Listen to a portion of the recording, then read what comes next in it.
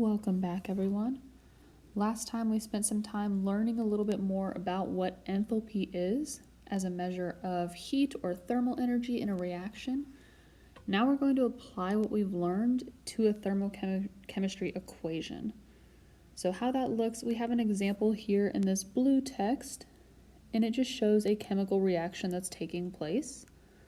And then you also notice the delta H.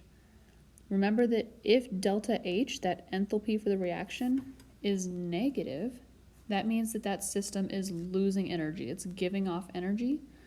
We call that exothermic because energy is exiting. Remember, exo is exit. If that delta H had been positive, that would mean that we would have to put in a net amount of thermal or heat energy. So in this case, we know we're dealing with an exothermic reaction. It's going to be giving off energy. And our question here states that iron metal reacts with oxygen gas to produce iron 3 oxide according to that reaction shown above. For part A, we want to figure out how much heat is released when 9 moles of iron reacts with excess O2 gas. So a couple of things I want you to remember here. If we're talking about one of those being excess, then that means our limiting reagent would be the other reactant. So oxygen is in excess. That means our limiting reactant is that 9 moles of iron. Also, something to remember, you're going to want to review your stoichiometry for this unit. So notice that every time we react 4 moles of iron, we are creating negative 1652 kilojoules of thermal energy. We're giving off that amount of thermal energy. So because of that, we can plug those numbers in. So for every 4 moles of iron, we give off 1652 kilojoules of heat energy. So if we try to cancel out this 9 moles, for every 9 moles of iron, we can create negative 1652 kilojoules of energy divided by that 4 moles of iron. So this will cancel out our moles of iron. We'll be left with how many kilojoules we are giving off. And notice that we would be releasing 3,717 kilojoules of heat energy. You can either say the enthalpy is negative 3,717 kilojoules, or we are giving off 3,717 kilojoules of energy. For part B, we want to know how much heat would be released if 24 grams of oxygen is consumed in this reaction. So remember, if we're going to do stoichiometry, we can't use grams. We must first convert those grams into moles. Because this chemical equation at the top, this is dealing with moles. Since we're talking about oxygen, it says 3 moles of oxygen is used in this reaction to create this much thermal energy. So we want to figure out how much thermal energy or heat would be released if we use 24 grams of oxygen. So use what we know about moles and molar mass. Oxygen, this O2, is 2 times 15.999 to get our molar mass, which our molar mass is right here. So 31.999 grams for every 1 mole of oxygen. We also know from our chemical equation at the top, for every 3 moles of oxygen that we are using, we are giving off 1,652 kilojoules of thermal or heat energy.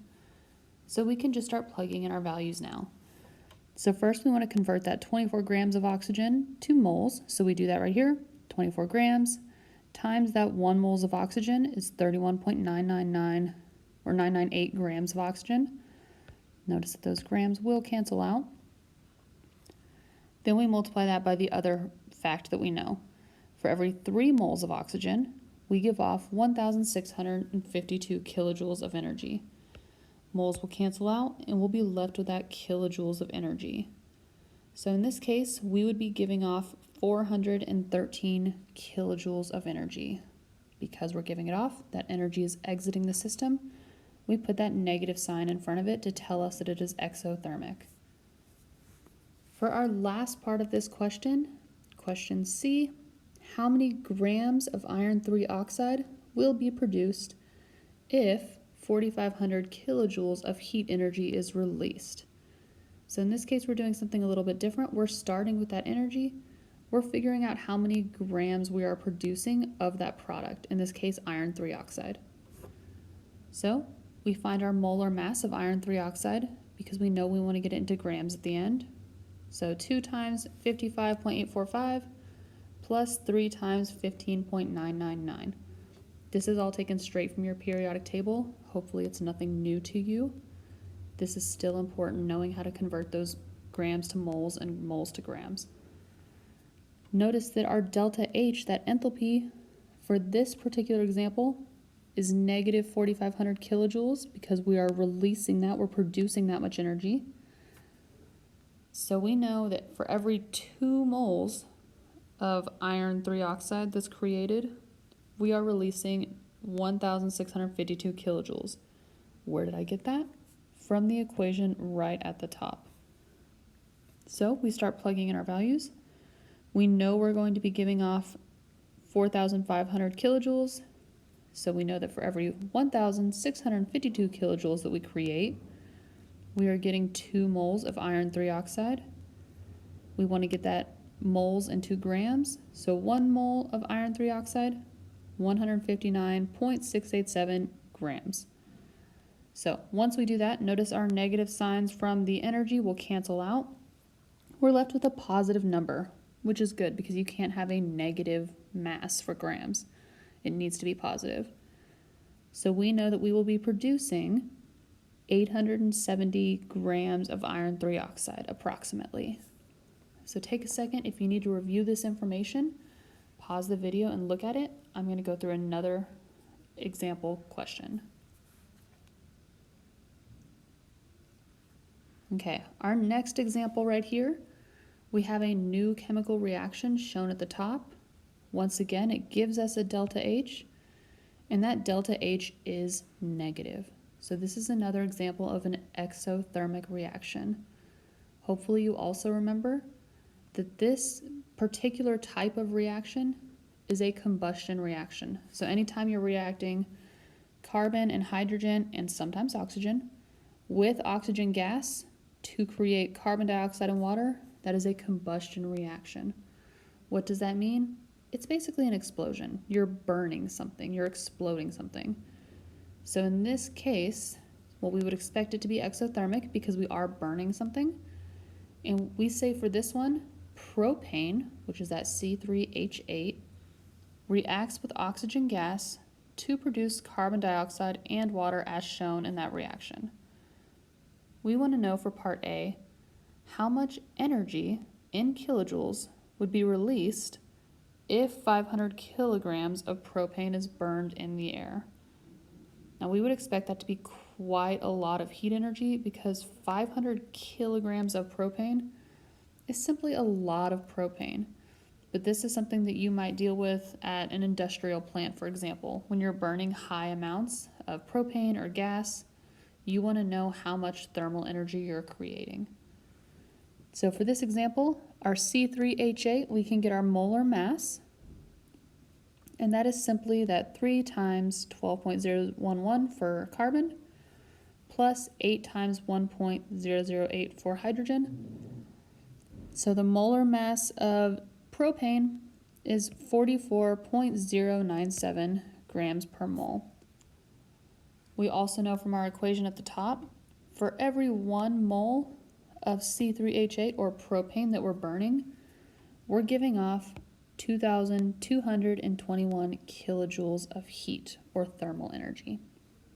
So if we are burning 500 kilograms of that propane, first we need to convert our kilograms to grams since our molar mass is in grams. So every 1,000 kilograms creates 1,000 grams creates 1 kilogram. So we've eliminated that kilograms, we're left with grams. And then we use our molar mass for propane. 44.097 grams for every 1 mole of propane. So we can cancel out grams. Then we want to convert that moles into how much energy we're actually creating, how much thermal energy. And notice we said that for every 1 mole of propane that's burned, we're giving off 2,221 kilojoules of heat or thermal energy. So then moles would cancel out. When you plug this value into your calculator, you get a very large number. Because of that, I wrote it in scientific notation, so it's a little bit less confusing to read. But you're going to be giving off about 2.52 times 10 to the 7 kilojoules of heat or thermal energy. So this gives off a lot of heat or thermal energy, which you would expect when you are burning something like gasoline or propane, for example. All right, for part B, how many moles of carbon dioxide will be created if 3,172 kilojoules of thermal energy is released? So from our equation at the top, we know that for every 3 moles of carbon dioxide that are created, we're releasing 2,221 kilojoules of heat. So we can just simplify that to say that if you're saying that we're burning and creating 3,172 kilojoules of heat, we know that for every 2,221 kilojoules of heat, we are creating 3 moles of carbon dioxide. We could just plug that in, cancel out our kilojoules. Notice that those negative signs will also cancel out, so we'll be left with a positive number for moles. That is what you want. You can't have a negative number of moles of a substance. So in this case, we have created approximately 4.285 moles of carbon dioxide. So take a second, replay this video if you need to, add anything that you need to your notes, and then you'll solve a couple of practice problems